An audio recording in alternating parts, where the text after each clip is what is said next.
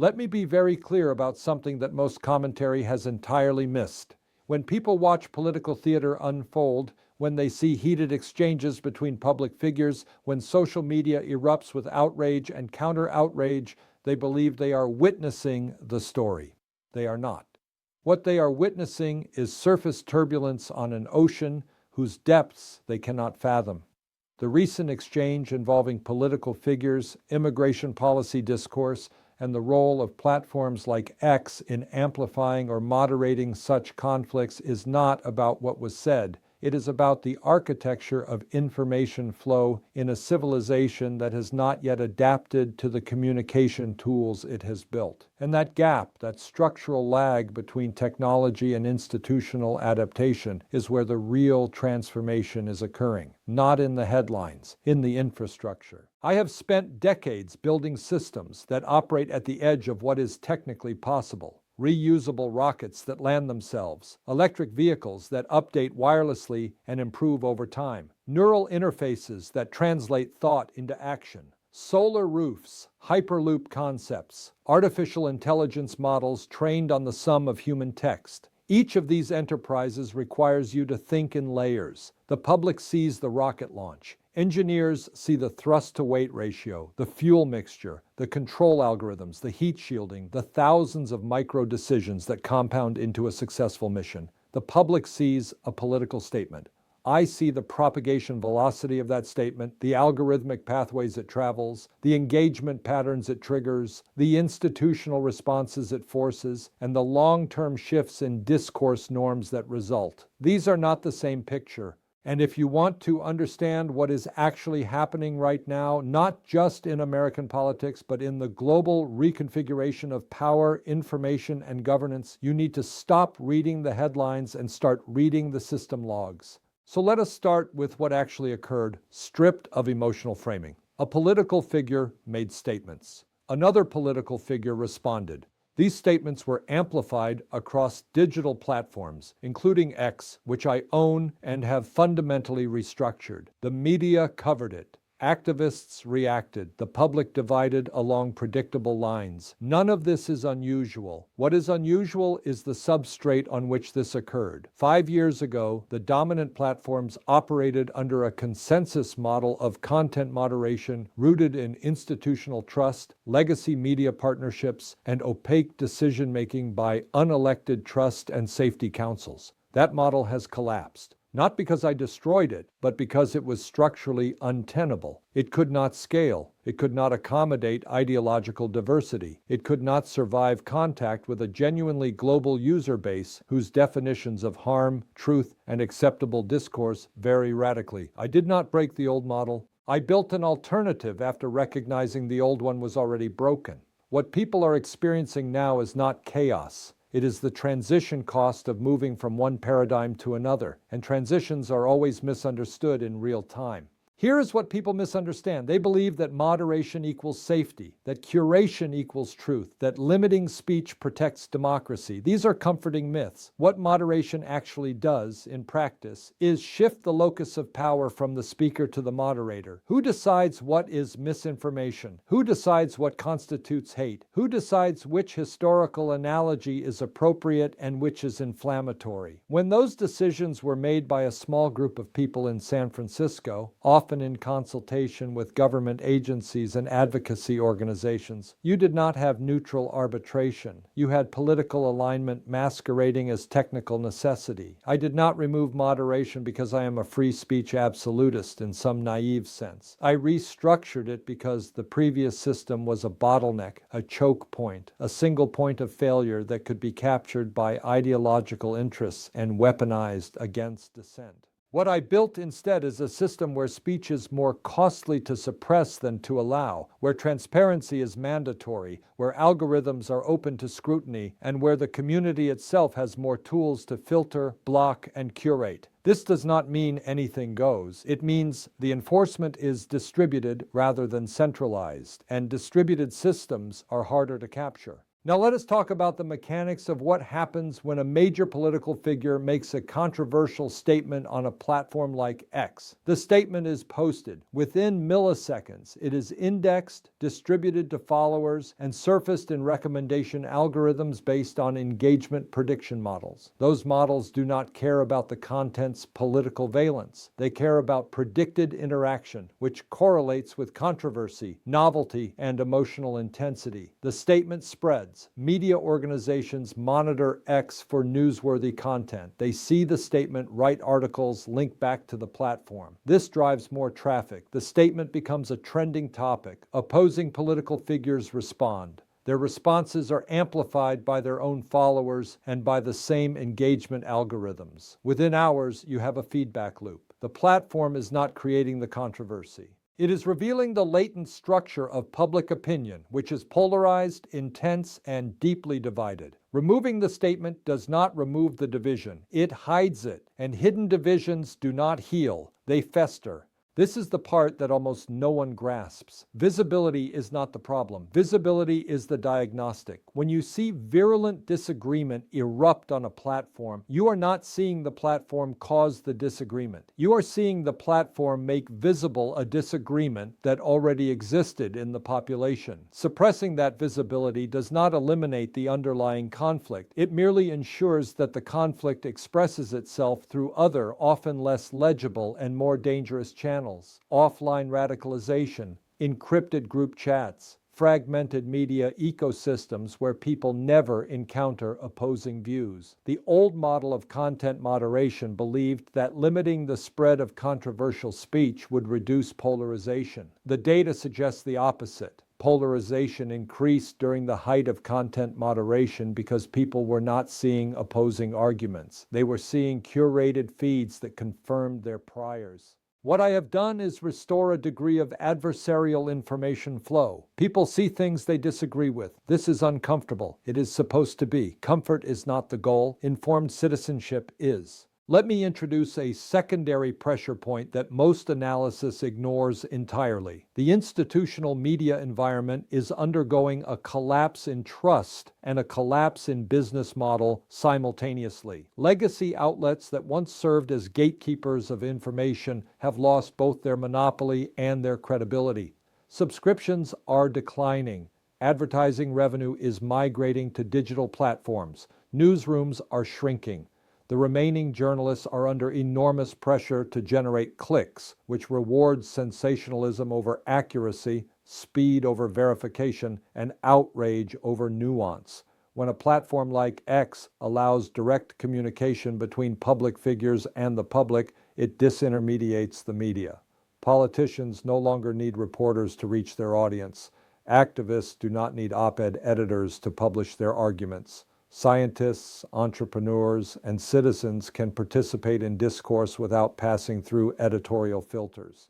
This is profoundly threatening to the old gatekeepers. Their response has been to frame platforms as dangerous, unregulated, and complicit in spreading misinformation. Some of this critique is valid. Much of it is self-serving. What it misses is that the alternative, returning to a world where a few editorial boards control the flow of information, is neither possible nor desirable.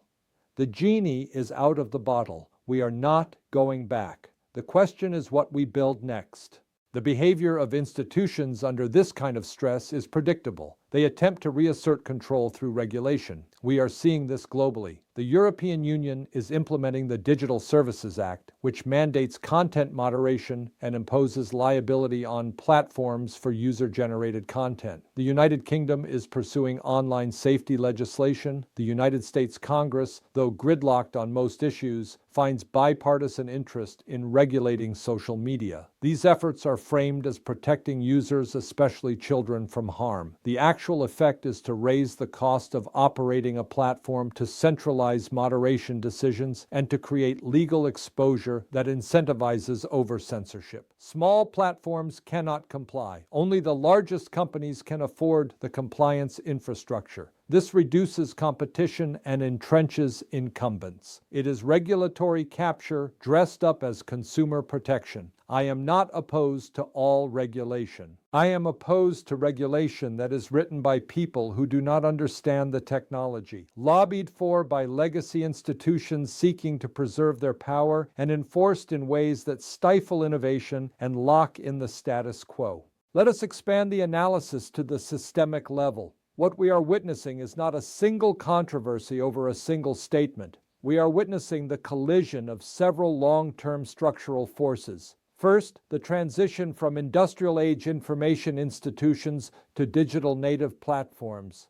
Second, the globalization of discourse, where statements made in one country instantly propagate worldwide, crossing legal and cultural boundaries. Third, the radicalization of politics in many democracies, driven by economic inequality, demographic change, and cultural conflict. Fourth, the rise of artificial intelligence, which will soon be capable of generating text, images, and video indistinguishable from human output, further complicating questions of authenticity and trust. These forces are not independent. They interact. A globalized platform enables rapid cross-border spread of political content. AI tools enable the creation of synthetic media that can be weaponized for disinformation. Economic stress drives populist movements that use platforms to organize and recruit. Legacy institutions, unable to adapt, lose authority and retreat into defensive postures. This is not a stable equilibrium. It is a phased transition. I want to offer an analogy from engineering. When you design a structure, a bridge, or a building, you do not design it to handle only the expected load. You design it with margins. You anticipate stress, fatigue, unexpected shocks. You build redundancy. The same principle applies to institutions and information systems. A resilient democracy does not depend on a single source of truth or a single set of gatekeepers. It has multiple competing sources of information. It has mechanisms for correcting errors. It has citizens capable of critical thinking. What we had before, a small number of trusted institutions with a monopoly on narrative formation, was not resilient. It was brittle. When trust in those institutions eroded, and it was always going to erode because no institution is immune to corruption or error, the entire system became unstable. What I am building and what others are building alongside me is a more distributed, more resilient, more anti-fragile information architecture. It is messier, it produces more noise, it requires more effort from users, but it does not collapse when a single node fails. It adapts. Now let us address the silence versus noise framework. The loudest conflicts, the ones that dominate social media and cable news, are rarely the most dangerous. A viral controversy over a statement is visible. It can be debated, countered, contextualized. What is far more dangerous is the silent drift, the gradual erosion of norms, the quiet accumulation of institutional decay, the unseen concentration of power. When a platform quietly shadow bans accounts, suppresses links, or adjusts algorithms to favor certain viewpoints, there is no controversy because there is no visibility. The affected users do not know why their reach has declined. The public does not know the manipulation is occurring. This is far more insidious than a public argument. I have made X more transparent precisely to prevent this kind of silent manipulation. We publish our algorithms. We allow users to see why they were recommended certain content. We provide mechanisms to appeal moderation decisions. This does not eliminate all bias, but it makes bias legible. And legible bias can be contested. Invisible bias cannot. Public perception of these dynamics is almost entirely backward. People worry about the tweets they see. They should worry about the tweets they do not see. They fear the spread of misinformation. They should fear the suppression of inconvenient truths. They believe that platforms have too much power. They are correct. But the solution is not to transfer that power to governments or legacy institutions. It is to distribute that power back to users. This is why I have invested so heavily in community notes, a feature that allows users to collaboratively add context to potentially misleading posts. It is not perfect, no system is, but it is a mechanism for distributed fact-checking that does not rely on a central authority. Early data suggests it works. Notes that receive support from people across the political spectrum tend to be accurate. The system is resistant to brigading. It scales. This is the kind of innovation that can address misinformation without censorship.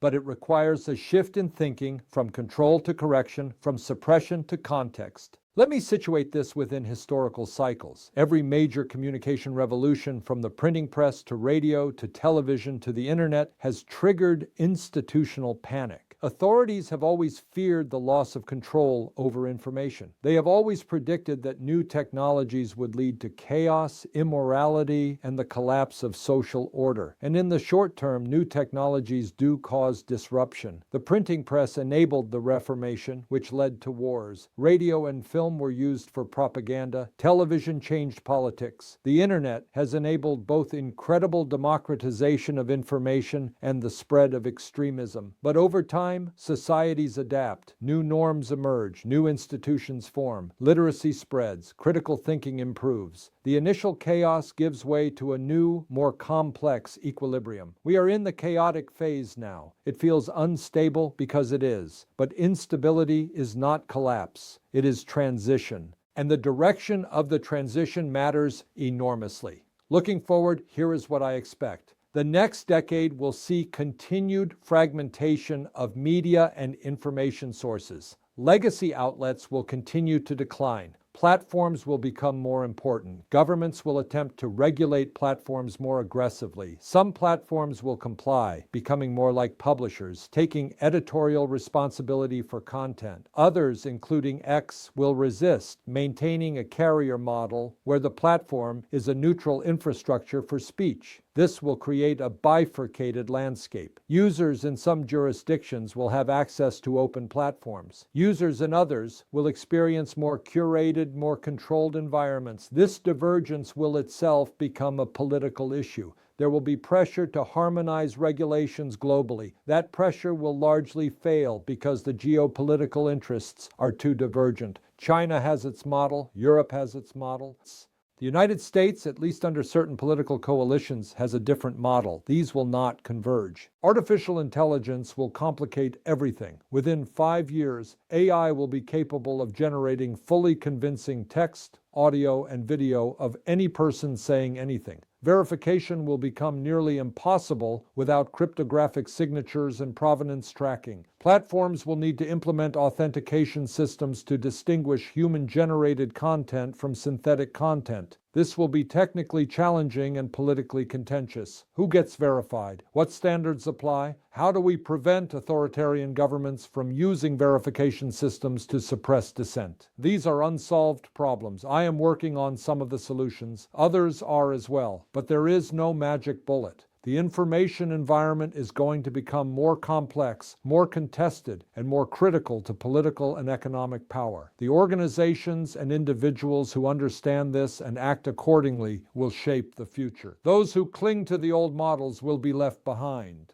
Philosophically, I return to first principles. What is the purpose of free speech? It is not to protect popular or comfortable speech. Popular speech needs no protection. It is to protect unpopular, dissident, controversial speech, because that is where progress comes from. Every major social advance, from abolition to women's suffrage to civil rights to marriage equality, began as an unpopular idea that the establishment sought to suppress. If we build information systems that empower the establishment to suppress uncomfortable ideas, we will not get progress. We will get stagnation. This does not mean that all speech is equal or that there are no limits. Incitement to violence, true threats, and certain narrowly defined categories of illegal speech can and should be restricted. But the default should be permissiveness, not control. The burden of proof should be on those who want to suppress speech, not on those who want to speak. There is another layer to this, which is about human agency and dignity. When a platform or a government decides what you are allowed to see and say, it treats you as a child who cannot be trusted to think for yourself. This is profoundly disrespectful. It assumes that ordinary people are too stupid or too malleable to evaluate information and make their own decisions. I do not accept that premise. People are capable of discernment. They make mistakes, yes. They fall for misinformation sometimes, but the solution to bad speech is more speech, not enforced silence. When you trust people with information, even uncomfortable or controversial information, you respect their agency. When you hide information from them for their own good, you infantilize them. I would rather live in a society that treats its citizens as adults capable of judgment than in one that treats them as dependents requiring protection. I also want to address the idea that I have too much power because I own a major platform. This criticism is partially valid. Concentration of power is always a risk. But consider the alternative. If X were owned by a diffuse set of institutional investors, as Twitter was before I acquired it, would that be better? Those investors had their own interests. They pressured the company to maximize engagement and revenue, often at the cost of user well-being. They had no accountability to users or to the public. At least when a single individual owns a platform, that individual is visible, accountable, and can be pressured. I have faced enormous criticism for the changes I made to X. Some of it is fair, some of it is not, but the conversation is happening in public. Decisions are being scrutinized. That is healthier than decisions made in boardrooms by people whose names you do not know. Moreover, I am not the only option. There are other platforms. People can leave X if they do not like how it is run. Some have, most have not, because despite the criticism, X remains the most open, the most real-time, and the most globally relevant platform for public discourse. Competition is the check on my power, and I welcome it. If someone builds a better platform, users will migrate. That is how markets work. That is how innovation works. The worst outcome would be a regulated monopoly where a single platform is too big to fail, too embedded to replace, and too controlled by government mandates to innovate. That is not where we are headed if we resist regulatory capture. So, what does all of this mean for the specific controversy that prompted this discussion? It means that the controversy itself, the statements, the outrage, the media coverage, is almost entirely irrelevant. What matters is the infrastructure on which it occurred. What matters is whether that infrastructure is open or closed, transparent or opaque, controlled or distributed. What matters is whether citizens have the tools to see information, contest it, contextualize it, and make their own judgments. What matters is whether institutions can adapt to a world where they no longer monopolize narrative formation. These are the deep questions. These are the structural dynamics. And these are what will determine not just the outcome of this particular controversy, but the trajectory of human civilization over the next several decades. I have built rockets that return from space and land vertically on drone ships in the ocean. I have built cars that drive themselves. I have built solar energy systems and battery storage at grid scale. I have built tunnel boring machines and satellite constellations. I have acquired and restructured a platform that reaches hundreds of millions of people. None of these things were easy. All of them required me to see systems clearly, to understand the bottlenecks, to identify the assumptions that everyone else took for granted, and to build alternatives. The same approach applies to information infrastructure. The old model assumed that centralized control was necessary to prevent harm.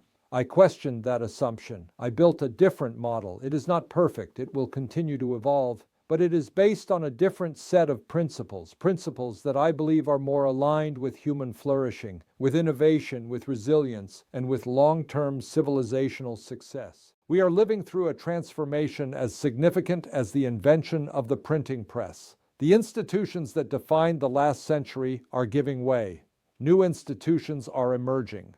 The next 20 years will determine whether we build information systems that empower individuals or control them, that foster innovation or stifle it, that respect human agency or undermine it. I know which side I am on. I know what I am building toward, and I am not alone. There are millions of people around the world who understand that the old gatekeepers are gone, that the future is being built right now, and that their participation matters. This is not a time for passivity. It is not a time to trust authorities to manage information on your behalf. It is a time to engage, to question, to build, to create alternatives, and to defend the principles that make progress possible. The controversy will fade. The outrage will move on to the next thing.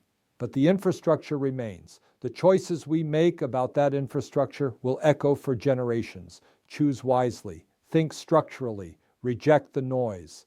Focus on the fundamentals, and build the future you want to see.